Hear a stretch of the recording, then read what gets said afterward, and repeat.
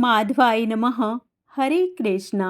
आप सभी का मेरे YouTube चैनल भक्ति सागर में पुनः स्वागत है। हम प्रतिदिन अपने चैनल पर वैशाख मास महात्म्य की कथाएं डाल रहे हैं, जिसमें विष्णु भगवान के प्रिया तुलसी माता का तुलसी चालीसा व तुलसी माँ की आरती भी करेंगे। आज के अपने इस वीडियो में हम वैशाख मास के महात्म्य का स्मरण करेंगे। कृपया हमसे ऐसे ही जुड़े रहने के लिए वे प्रभु भक्ति में लगे रहने के लिए मेरे चैनल को सब्सक्राइब अवश्य कर लें। वीडियो यदि पसंद आए तो लाइक एंड शेयर भी कर दें। वैशाख मास का महात्म्य प्रारंभ करने से पहले आइए वैशाख स्नान की एक और कहानी सुनते हैं। प्राचीन काल की बात है, एक ब्राह्मण था जो धर्म कर्म में लिप्त नहीं था। उसने जीवन भर कोई पुण्य नहीं किया और अधर्म के मार्ग पर चलता रहा। जब उसकी मृत्यु हुई तो यमदूत उसे नरक ले जाने लगे। मार्ग में उसकी आत्मा अत्यंत व्याकुल हो गई और रोने लगी। तभी आकाशवाणी हुई कि यदि उसके वंशज वैशाख मास में नियम पूर्वक स्नान और दान करें तो उसे नरक से मुक्ति मिल सकती है। उसके पुत्र ने ब्राह्मणों से परामर्श लिया और वैशाख मास में सूर्योदय से पूर्व स्नान किया, व्रत रखा, व्रत कथा सुनी और जल, अन्न, वस्त्र, छाता, जूते और पंखा आदि का दान किया। इस पुण्य से ब्राह्मण को नरक से मुक्ति मिली और वह उत्तम लोक में चला गया। उसी समय से वैशाख मास को स्नान, दान और जप के लिए सबसे श्रेष्ठ माना जाता है। गंगा जल या तीर्थों में स्नान करने से समस्त पाप नष्ट हो जाते हैं। दान विशेषतः जल से भरे घड़े, चावल, गुड़, सत्तू, छाता, जूते और वस्त्र देने से अक्षय पुण्य की प्राप्ति होती है। यह मास भगवान विष्णु को अत्यंत प्रिय है। पुनः मन में भगवान श्री हरि का ध्यान करते हुए वैशाख मास का आगे का अध्याय स्मरण करते हैं। फिर राजा मिथेल पूछने लगा, हे महाराज, वैशाख के धर्म आपने जो वर्णन किए हैं वे बड़े सुलभ हैं और अनेक पुण्यों के दाता हैं, जिनसे विष्णु भगवान प्रसन्न हो जाते हैं और तत्काल अर्थ, धर्म, काम, मोक्ष प्रदान करते हैं। ऐसे वेद अनुकूल धर्म संसार में ज्ञात नहीं हैं। राजस धर्म और तामस धर्म तो अनेक प्रकार के प्रख्यात हैं, जो बड़े कष्ट साध्य हैं, जिनमें बहुत प्रयत्न करना पड़ता है और धन भी बहुत लगाना पड़ता है। कोई माघ मास की प्रशंसा करते हैं, कोई चातुर्मास को उत्तम कहते हैं, कोई व्यतिपात धर्म की प्रशंसा करते हैं। हे प्रभो, यह क्या बात है, मुझसे विस्तार पूर्वक कहिए। श्रुतदेव बोले, हे राजन, वैशाख के कर्तव्य धर्म प्रख्यात क्यों नहीं है, वह मैं तुम्हें बताता हूँ। और अन्य धर्मों की संसार में ख्याति क्यों है। संसार में रजोगुणी और तमोगुणी मनुष्य बहुत हैं, जो संसार के भोगों की रात दिन इच्छा करते हैं और पुत्र, पौत्र तथा संपत्ति की सदा चाहना करते हैं। कोई कहीं किसी तरह से भी एक आदि मनुष्य ही स्वर्ग के लिए बड़ी कठिनता से प्रयत्न करते हैं, अतएव यज्ञादिक क्रियाओं को करता है। इसीलिए राजस और तामस धर्म संसार में विख्यात हैं और जो भगवान को प्रसन्न करने वाले सात्विक धर्म हैं, वे प्रसिद्ध नहीं हैं। ये धर्म इच्छा रहित हैं। इनसे लौकिक और पारलौकिक सुख की प्राप्ति होती है। भगवत माया से घिरे हुए मूढ़ बुद्धि वाले जीव इन्हें नहीं जानते। जैसे आधिपत्य के प्राप्त होने पर संपूर्ण मनोरथ सिद्ध होता है और मोहनार्थ स्थल में प्राप्त हुआ आधिपत्य नष्ट नहीं होता है। इसका कारण बताता हूँ। यह पृथ्वी पर छिपाने योग्य है। यही वैशाख के कहे धर्मों में स्तोगुणी मनुष्यों का धर्म है। एक स्वाकु के कुल का भूषण इस काशीपुरी में नृग पुत्र सार्वभौम बड़ा यशस्वी कीर्तिमान नाम का हुआ। यह जितेंद्रिय, क्रोध को जीतने वाला, ब्राह्मण और राजाओं में उत्तम था। एक दिन आखेट करता हुआ वशिष्ठ जी के आश्रम में जा पहुंचा। मार्ग में उस राजा ने महात्मा वशिष्ठ जी के शिष्यों को देखा, जो वैशाख के धर्मों को करने में बारंबार लगे हुए थे। कहीं प्याऊ लगा रहे हैं, कहीं छाया मंडप बनवा रहे हैं, कहीं वापी निर्मल करवा रहे हैं, कहीं सुख पूर्वक बैठे लोगों को पंखों से पवन कर रहे हैं, कहीं सुगंधित द्रव्य और सुंदर फलों को दे रहे हैं। मध्याह्न के समय छत्री दान करते हैं, सायंकाल के समय पानी के द्रव्य देते हैं, कहीं तांबुल देते हैं, कहीं नेत्रों में कपूर लगाते हैं। कोई घनी छाया के वन में झाड़ू बुहार स्थान को स्वच्छ कर ठंडी बालू बिछाते हैं, कोई वृक्ष की शाखा में झूला लगा रहे हैं। ऐसे देख राजा ने पूछा, तुम कौन हो? वे बोले, हम वशिष्ठ जी के शिष्य हैं। राजा ने पूछा, तुम क्या कर रहे हो? वे बोले, हम वैशाख में कर्तव्य धर्मों को करते हैं। इनके करने से धर्म, अर्थ, काम और मोक्ष मिलता है। यह सब हम वशिष्ठ जी की आज्ञा से कर रहे हैं। जब ऐसा राजा से कहा तो राजा ने फिर पूछा, इन धर्मों के करने में क्या फल मिलता है और कौन से देवता प्रसन्न होते हैं? जैसी आपने सुनी हो वह सब कथा मुझसे कहो। यह सुन वे शिष्य राजा से कहने लगे, हे राजन, हम अपने गुरु की आज्ञा से मार्ग में इन सत्कर्मों को करने में प्रवृत्त हो रहे हैं। हमें इतना अब अवकाश नहीं कि तुमसे सब बात कहें। तुम गुरु जी के पास जाकर पूछो। वह महायशस्वी इन संपूर्ण धर्मों के तत्व को जानते हैं। वशिष्ठ के शिष्यों की यह बात सुन राजा वहां से तत्काल चल दिया। वशिष्ठ का आश्रम पुण्य रूपी विद्या और योग का स्थान था। राजा को अपने आश्रम में आया देख वशिष्ठ जी बड़े प्रसन्न हुए और सहचरों समेत महात्मा का अतिथि सत्कार किया। जब वह भली भांति बैठ गया तब अत्यंत प्रफुल्लित चित्त से गुरु जी से पूछने लगा, हे गुरु, मैंने मार्ग में बड़ा आश्चर्य देखा कि आपके शिष्य बड़े शुभ कर्मों को करने में लगे हैं, परंतु मैंने पूछा कि तुम क्या कर रहे हो तब मुझको नहीं बतलाया और कहने लगे, हमको इस धर्म की प्रशंसा करने का अवकाश नहीं। हमें तो जैसे गुरुजी ने बताया है उस धर्म के करने में प्रवृत्त हो रहे हैं। आप गुरुजी के पास जाओ, इसलिए मैं आपके पास आया हूँ। मेरा मन आखेट में था, शरीर थक गया था, मैं आतिथ्य की इच्छा से आ रहा था। सो मार्ग में आपके शिष्यों को यह पुण्य कर्म करते हुए देखा। तब हे मुनीश्वर, इन धर्मों को पूछने की मुझे बड़ी उत्कंठा हुई है। हे प्रभु, आप सब जानते हैं और इन धर्मों को करते भी हैं। उन्हीं धर्मों के सुनने की मेरी अभिलाषा है। मैं आपका शिष्य हूँ, आपको नमस्कार करता हूँ। हे मुनीश्वर, मेरी आप में बड़ी श्रद्धा है, आप मेरे सामने विस्तार पूर्वक कहिए।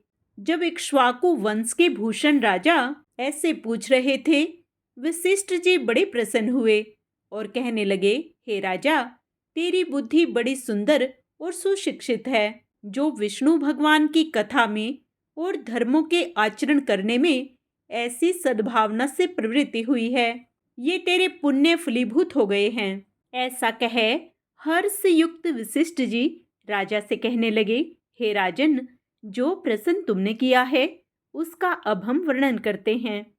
इसके सुनने से ही सब पाप दूर हो जाते हैं। जो सब धर्मों को छोड़ विषासक्त हो जाता है वह भी। यदि वैशाख में प्रातः काल स्नान करें तो वह मधुसूदन भगवान का प्यारा हो जाता है।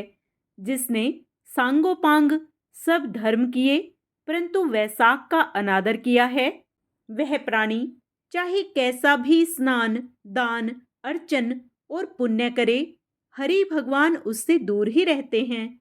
जिसने वैशाख को बिना स्नान या दान दिए खो दिया, वह इसी कर्म में चांडाल होता है। इसमें कुछ भी विचार नहीं। वैशाख में बताए सर्वोत्कृष्ट धर्म द्वारा जिसने हरि भगवान की आराधना की, भगवान उसी से प्रसन्न होते हैं और उसकी अभिलाषा पूर्ण करते हैं। लक्ष्मीपति जगन्नाथ संपूर्ण पापों के नाश करने वाले थोड़े ही धर्म से प्रसन्न हो जाते हैं। बहुत परिश्रम और धन से नहीं होते। भक्ति पूर्वक विष्णु भगवान का पूजन सब कामनाओं को पूर्ण करता है। हे राजन, इसलिए मधुसूदन भगवान में सदा भक्ति करनी चाहिए। जगन्नाथ भगवान की जल से पूजा करने पर भी कलेशहारी हरि ऐसे प्रसन्न होते हैं जैसे प्यासा मनुष्य जल के मिलने से प्रसन्न होता है। बड़े बड़े कर्म करने में स्वल्प फल की प्राप्ति होती है और छोटे कर्मों से बड़े फल मिल जाते हैं। कर्मों के भूरि हेतु तत्व में महाकर्म और स्वल्प कर्म हेतु नहीं है, कर्म के स्वरूप हैं। कर्मों की बड़ी गहन गति है। वैशाख में जो धर्म कहे हैं उनमें परिश्रम भी थोड़ा होता है और द्रव्य भी बहुत व्यय नहीं होता, परंतु विष्णु भगवान के प्रसन्न करने का सुगम उपाय है। अतएव हे राजन, जो वैशाख के धर्मों को न करें उन्हें दंड दो। इस प्रकार सब शास्त्रोक्त बातें बताकर पीछे वैशाक्त सब धर्म समझा दिए। सब धर्मों को सुनकर गुरु की भक्ति पूर्वक पूजा कर राजा अपने घर चले आए और सभी धर्म करने लगे। देव देव निरंजन केशव भगवान में बड़ी प्रीति करने लगा और पद्म नाभ देव भगवान के अतिरिक्त किसी को भी न देखता। फिर राजा ने हाथी पर ढोल रखवाकर अपने राज्य भर में सूचना कर दी कि 8 से 80 अवस्था के वृद्ध तक जो कोई मेष की संक्रांति में सूर्योदय से पहले स्नान न करेगा उसे मैं दंड दूंगा और देश से निकाल दूंगा। पिता, पुत्र, भार्या या इष्ट मित्र कोई भी हो जो वैशाखोक्त धर्मों का संपादन न करेगा उसको मैं चोर के समान समझूंगा। प्रातःकाल जल में स्नान कर श्रेष्ठ ब्राह्मणों को दान दो और शक्ति के अनुसार प्याऊ लगाओ तथा अन्य धर्मों को करो। गांव-गांव में एक एक धर्मों उपदेशक ब्राह्मण नियुक्त कर दिया और 5-5 गांव के ऊपर एक अधिकारी नियुक्त किया। ऐसे धर्महीनों को दंड देने के निमित्त 10-10 सवार नियुक्त किए। ऐसे इस सार्वभौम राजा के शासन से यह धर्म वृक्ष सब देशों में विस्तार पूर्वक फैल गया। जो मनुष्य प्रमाद से भी इस राजा के नगर में मर जाते थे वे सीधे विष्णु लोक को चले जाते थे। अवश्य ही उनको वैकुंठ की प्राप्ति होती थी। जो कोई मेष की संक्रांति में प्रातःकाल किसी बहाने से भी स्नान कर लेता है वह संपूर्ण पापों से छुट विष्णु लोक को जाता है। वैशाख में एक बार भी स्नान करने से प्राणी यमलोक को नहीं जाता। उस सूर्यवंशी राजा ने यम के लेखों को मिटा दिया। बेचारे चित्रगुप्त को लिखने के लिए कुछ काम न रहा। विष्णु लोक को जाने वाले सब कर्मर्थ मनुष्यों के जो कुछ पुराने पापों के लेख थे वे भी वैशाख स्नान के धर्मों ने सब दूर कर दिए तथा सभी पापी जीवों से नरक खाली हो गया तथा वैशाख के प्रभाव से नरक का मार्ग भगनयान हो गया। संपूर्ण मनुष्य निर्मल रूप धारण करके विष्णु लोक जाने लगे। देवताओं के भी संपूर्ण लोक खाली हो गए। जब स्वर्ग और नरक सब शून्य हो गए तब नारद जी धर्मराज के पास जाकर बोले, हे राजन, नरक में पिछले जैसे हाहाकार के शब्द सुनाई नहीं देते हैं और खोटे कर्म करने वालों की कुछ लिखा पड़ी नहीं है। चित्रगुप्त हाथ पर हाथ रखे मुनि की भांति चुपचाप बैठे हैं। हे राजेंद्र, पाप कर्म करने वाले माया और दंभ से बड़े हुए पापी मनुष्य तेरे लोक में क्यों नहीं आते हैं? इसका कारण बताओ। जब महात्मा नारद जी ने ऐसा कहा तब धर्मराज बड़ी दीनता से बोले, हे नारद, आजकल पृथ्वी में जो राजा है वह ऋषिकेश पुराण पुरुषोत्तम का बड़ा भक्त है। उसने अपने देश भर में सूचना करा दी है कि 8 वर्ष के बालक से 80 वर्ष के वृद्ध तक जो कोई वैशाख के धर्म ना करेगा वह दंड का भागी होगा। उसके डर के मारे प्रजा वैशाख के धर्मों को करने लगी है। इसी कारण से सभी मनुष्य वैकुंठ को चले जाते हैं। उस राजा ने मेरे लोक में आने का मार्ग लुप्त कर दिया है। नरक लोक और देवलोक सब शून्य हो गए हैं। लेखकों को लिखने के लिए अब कुछ नहीं है। जो पहले लेख लिखे गए हैं वे भी सभी मनुष्यों ने मेट दिए हैं। हे मुनिवर, यह सब वैशाख के धर्मों की ही महिमा है। वैशाख में कर्तव्य कर्मों के करने से मनुष्य बरहम हत्या आदि पापों से छुटकर विष्णु पद को प्राप्त होते हैं।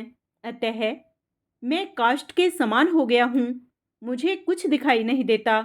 मैं उस महाबली से युद्ध कर उसे मारूंगा, क्योंकि जो स्वामी के कार्य को बिना किए ही निर्व्यापार रहता है उसका वैभव नष्ट हो जाता है और वह निश्चय ही नरक में जाता है। वह यदि मुझसे ना मरेगा तो मैं ब्रह्मा के पास जा उनसे सब निवेदन कर स्वस्थ हो जाऊंगा। इस प्रकार नारद जी से सलाह कर अपने सेवकों को संग ले यम काल सहित भैंसे पर चढ़कर पृथ्वी पर आए और भीषण दंड उठाया। मृत्यु, रोग, जरा आदि सभी सेवकों तथा 50 कोटि यमदूतों को ले शीघ्र ही उस राजा की पुरी को घेर महाशंखनाद करने लगा, जिससे सब लोग भयभीत हो गए। जब राजा ने यह सुना कि यम ने यह पुरी आकर घेर ली है, तब अत्यंत क्रोध कर अपनी सब सेना सजाकर नगर से बाहर आया। उन दोनों में ऐसा घोर युद्ध हुआ जिससे रोमांच खड़े हो गए। फिर राजा ने मृत्यु, काल, रोग, यमराज के दूतों के स्वामी को जीतकर क्षण भर में भगा दिया। तब तो स्वयं यमराज बड़ा क्रोध कर राजा के सम्मुख आया। अनेकों बाण चलाए, सिंहनाद करता हुआ। फिर तो राजा ने 3 बाणों से यमराज का धनुष काटकर फेंक दिया। तब यमराज ढाल तलवार उठा राजा को मारने के लिए आया। उसे आता देखकर राजा ने अति क्रोधित हो उसकी ढाल तलवार भी काट गिराई और सर्प की भांति फुकारता हुआ एक तीक्ष्ण बाण यमराज के मस्तक में मारा, तथा यम ने क्रोध कर अपना दंड उठाया और उसको ब्रह्मास्त्र से अभिमंत्रित कर राजा के ऊपर छोड़ दिया। तो सबके देखते देखते बड़ा हाहाकार मच गया। तब विष्णु भगवान ने अपने भक्त की रक्षा के लिए सुदर्शन चक्र छोड़ा, जो रण में आ यमदंड से युद्ध करने लगा और ब्रह्मास्त्र का निवारण कर यम को मारने को उद्यत हुआ। आज का अध्याय यहीं समाप्त होता है। आगे का अध्याय हम अपने कल के वीडियो में करेंगे।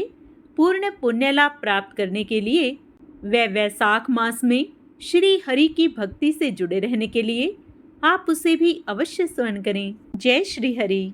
आइए अब माँ तुलसी चालीसा का पाठ करते हैं। श्री तुलसी महारानी करूं विनय सिरनाए, जो मम हो संकट विकट दीजे मात नसाए। नमो नमो तुलसी महारानी, महिमा अमित न जाए बखानी। दियो विष्णु तुमको सन्माना, जग में छायो सुवस महाना। विष्णु प्रिया जय जयति भवानी, तिहूँ लोक की हो सुख खानी। भगवत पूजा कर जो कोई, बिना तुम्हारे सफल न होई। जिस घर तव नहीं होए निवासा, उस पर करही विष्णु नहीं वासा। करे सदा जो तव नित सुमिरन, ते ही के काज होए सब पूरन। कार्तिक मास महात्म तुम्हारा, ताकि जानत सब संसारा। तव पूजन जो करे कुवारी, पावे सुंदर वर सुकुमारी। कर जो पूजा नित प्रति नारी, सुख संपत्ति से होए सुखारी। वृद्धा नारी करे जो पूजन, मिले भक्ति होवे पुलकित मन। श्रद्धा से पूजे जो कोई, भवनिधि से तर जावे सोही। कथा भागवत यज्ञ करावे, तुम बिन नहीं सफलता पावे। छायो तव प्रताप जग भारी, ध्यावत तुम्ही सकल चित धारी। तुम्ही मात यंत्रण तंत्रण में, सकल काज सिधु होवे क्षण में। औषधि रूप आप हो माता, सब जग में तव यश विख्याता। देव ऋषि मुनियों तपधारी, करत सदा तव जय जयकारी। वेद पुराणन तव यस गाया, महिमा अगम पार नहीं पाया। नमो नमो जय जय सुख कारिणी, नमो नमो जय दुख निवारिणी। नमो नमो सुख संपत्ति देनी, नमो नमो अघ काटन छेनी। नमो नमो भक्तन दुख हरणी, नमो नमो दुष्टन मद छेनी। नमो नमो भव पारे उतारिणी, नमो नमो परलोक सुधारिणी। नमो नमो निज भक्त उबारिणी, नमो नमो जन काज संवारिणी। निज जन जानी मोहि अपनायो, नमो नमो जय कुमति नसावनी। बिगड़े कारज आप बनाओ, करूं विनय मैं मात तुम्हारी। पूर्ण आशा करूं हमारी, नमो नमो सब सुख उपजावनी। जयति जयति जय तुलसी माई, ध्याऊं तुमको शीस नवाई। करहूं मात यह अब मोह पर दाया, निर्मल होए सकल मम काया। शरण चरण कर जोरी मनाऊं, निस दिन तेरे ही गुण गाऊं।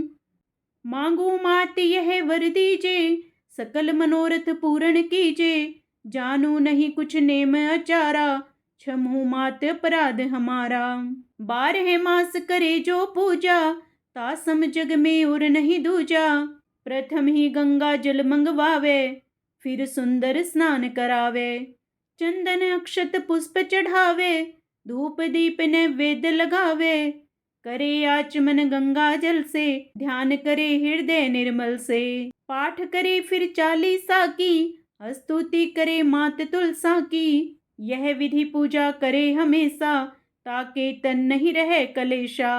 करे मास कार्तिक का साधन, सोवे नित पवित्र सिद्ध होई जाई। है यह कथा महासुखदाई, पढ़े सुने सो भव तर जाई। यह श्री तुलसी चालीसा, पाठ करे जो कोई। गोविंद सो फल पावहीं, जो मन इच्छा होय। अब हम सब मिलकर विष्णु भगवान की प्रिया तुलसी माता की आरती करेंगे। तुलसी महारानी नमो नमो, हरि की पटरानी नमो नमो। तुलसी महारानी नमो नमो, धन तुलसी पूर्ण तप कीन्हो। सालिग्राम बनी पटरानी, जाके पत्र मंजरी कोमल। श्रीपति कमल चरण लपटानी, धूप दीप नैवेद्य आरती। पुष्पन की वर्षा बरसानी, नमो नमो। तुलसी महारानी नमो नमो, हरि की पटरानी नमो नमो। 56 भोग 36 व्यंजन, बिन तुलसी हरि एक न मानी। सभी सखी मैया तेरो जस गावे, भक्ति दान दीजे महारानी। नमो नमो तुलसी महारानी, नमो नमो, हरि की पटरानी नमो नमो। तुलसी महारानी नमो नमो। जय माँ तुलसा।